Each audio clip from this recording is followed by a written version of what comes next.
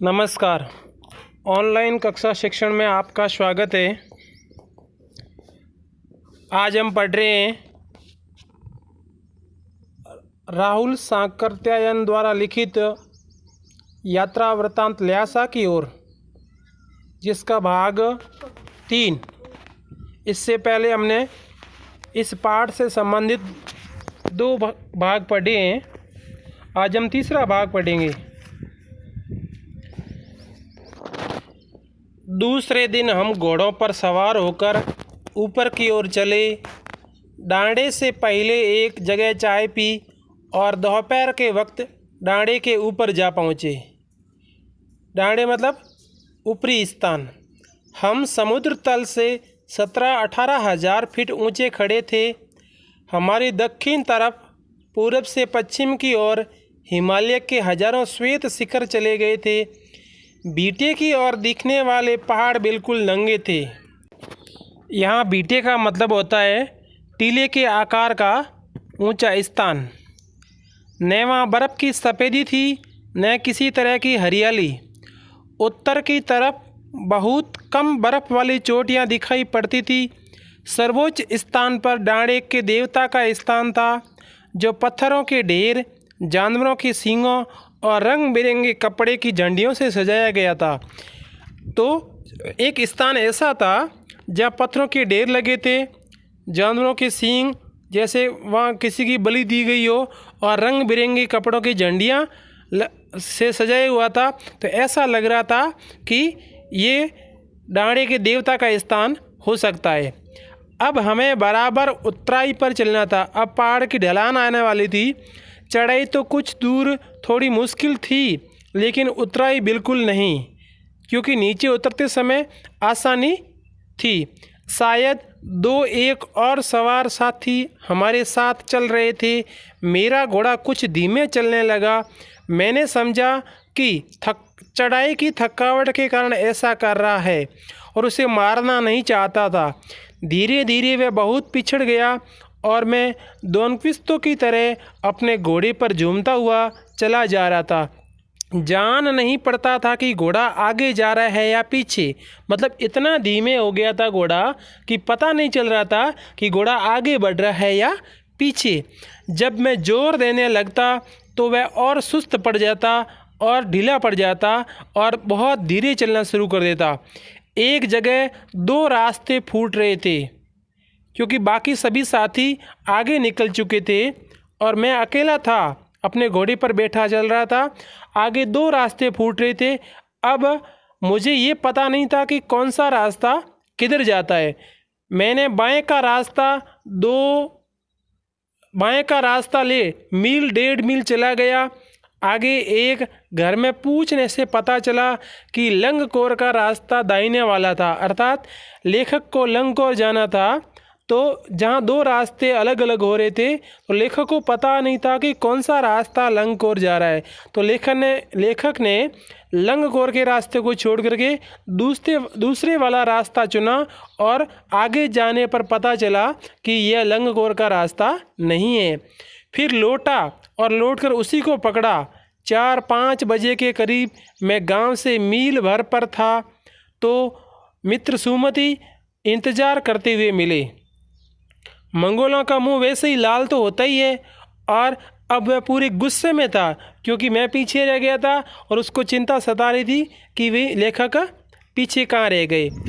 उन्होंने कहा, मैंने 2 टोकरी कंडे फूंक डाले।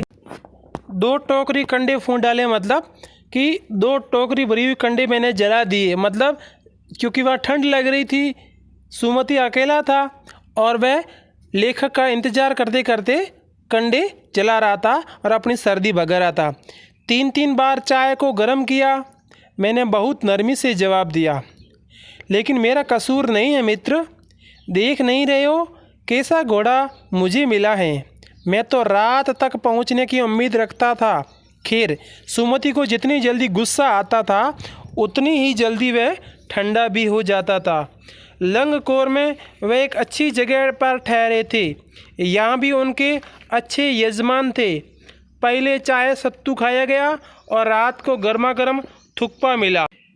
यहाँ भी उनके अच्छे यजमान, यजमान का मतलब होता है मतलब वे लोग जहाँ हम लोग अतिथि बनते हैं, और अतिथि की सेवा करने वाला जो व्यक्ति होता है या आतिथ्य देने वाला जो व्यक्ति है वो यजमान कहलाता है। अब हम तिंगरी के विशाल मैदान में थे जो पहाड़ों से घिरा टापू सा मालूम होता था, जिसमें दूर एक छोटी सी पहाड़ी मैदान के भीतर दिखाई पड़ती है। उसी पहाड़ी का नाम है तिंगरी समाधि गिरी। आसपास के गांव में भी सुमति के कितने ही यजमान थे। कपड़े की पतली पतली चिरी बत्तियों के गंडे ख़त्म नहीं हो सकते थे, क्योंकि बोध गया से लाए कपड़े के ख़त्म हो जाने पर किसी कपड़े से बोध गया का गंडा बना लेते थे। वे अपने यजमानों के पास जाना चाहते थे। मैंने सोचा ये तो हफ्ता भर उधर ही लगा देंगे। हफ्ता भर मतलब 1 सप्ताह। मैंने उनसे कहा कि जिस गांव में ठहरना हो उसमें भले ही गंडे बांट दो, मगर आसपास के गांव में मत जाओ। इसके लिए मैं तुम्हें ल्यासा पहुंचकर रुपए दे दूंगा। सुमति ने स्वीकार किया। दूसरे दिन हमने बरिया ढूंढने की कोशिश की, लेकिन कोई नहीं मिला। सवेरे ही चल दिए होते तो अच्छा था, लेकिन जब 10-11 बजे की तेज़ धूप में चलना पड़ रहा था। तिब्बत की धूप भी बहुत कड़ी मालूम होती है। यद्यपि थोड़े से भी मोटे कपड़े से सिर को ढांक लें तो गर्मी ख़त्म हो जाती है।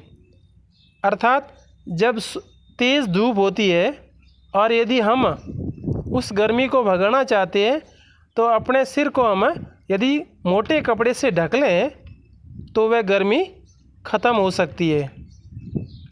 आप 2 बजे सूरज की ओर मुँह करके चल रहे हैं। ललाट धूप से जल रहा है और पीछे का कंधा बर्फ़ हो रहा है। अर्थात सामने यदि सूर्य है तो सूर्य की किरणें जब चेहरे पर पड़ती है तो उस समय तो आपको गर्मी महसूस होती है, लेकिन पीठ पीछे जहाँ सूर्य की किरणें नहीं पहुँच पाती है वहाँ आपको ठंड लगती है। फिर हमने पीठ पर अपनी अपनी चीज़ें डाली, डंडा हाथ में लिया और चल पड़े। यद्यपि सुमति के परिचित तिंगरी में भी थे, लेकिन वह एक और यजमान से मिलना चाहते थे। इसीलिए आदमी मिलने का बहाना कर शेखर विहार की ओर चलने के लिए कहा। तिब्बत की ज़मीन बहुत अधिक छोटे बड़े जागीरदारों में बंटी है।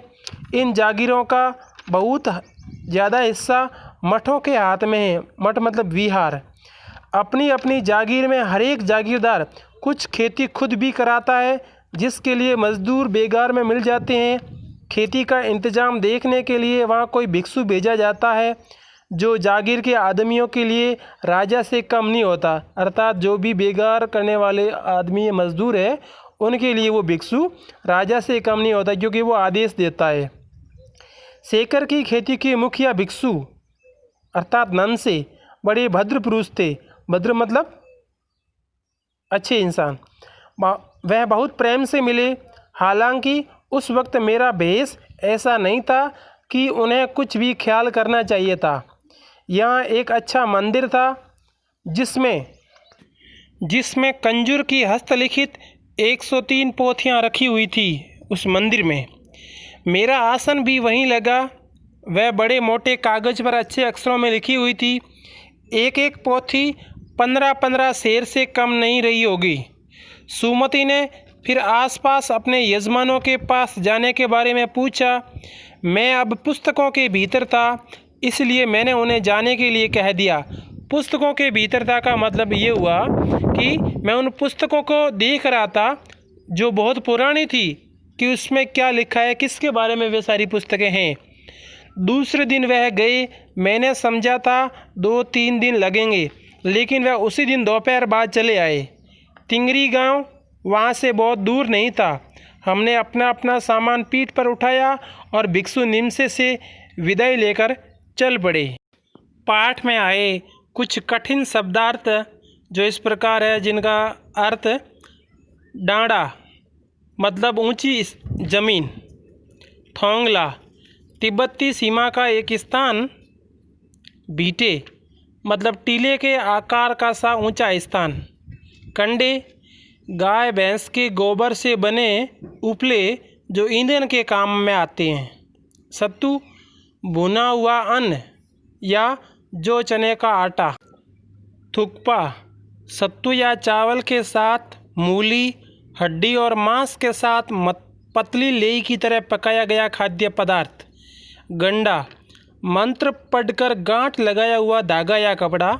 मतलब जब भी हम किसी पूजा के स्थान पर जाते हैं तो वहाँ अपनी मनोकामना की पूर्ति के लिए धागा बांधते हैं गांठ लगा करके, जिसे तिब्बती भाषा में गंडा कहा जाता है। चिरी मतलब उस कपड़े की फाड़ी गई लिरी या चिरी। भरिया भारवाहक अर्थात भार को ढोने वाला। सुमति लेखक को यात्रा के दौरान मिला मंगोल भिक्षु जिसका नाम लोमजक शेख था। इसका अर्थ है सुमति प्रज्ञ, अतः सुविधा के लिए लेखक ने उसे सुमति नाम से पुकारा है। दोनों चिटें यैनम गांव के पास पुल से नदी पार करने के लिए जोंगपॉन अर्थात मजिस्ट्रेट के हाथ की लिखी लम्यक या राहदारी जो लेखक ने अपने मंगोल दोस्त के माध्यम से प्राप्त की। डॉनक्विस्ट तो स्पेनिश उपन्यासकार सार्वतेज 17वीं शताब्दी के उपन्यासकार है। उनके उपन्यास डॉन क्विक्सोट का नायक जो घोड़े पर चलता था। धन्यवाद।